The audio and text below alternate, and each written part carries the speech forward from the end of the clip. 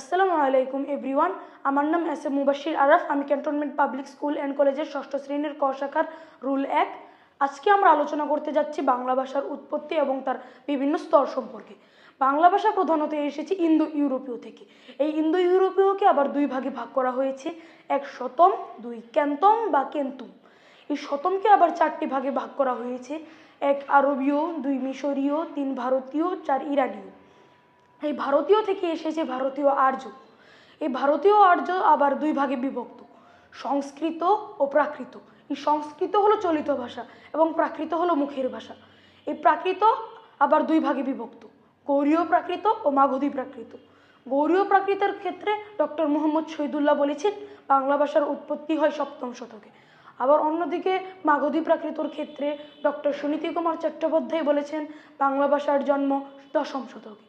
এই গৌড়ীয় প্রাকৃত এবং মাগধী প্রাকৃত বিকৃত হয়ে তৈরি হয়েছে অপভ্রংশ।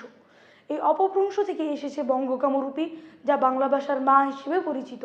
এই বঙ্গকামরূপী থেকে এসেছে বাংলা, উড়িয়া এবং অসমিয়া। বাংলা হলো বঙ্গকামরূপীর মেয়ে হিসেবে পরিচিত।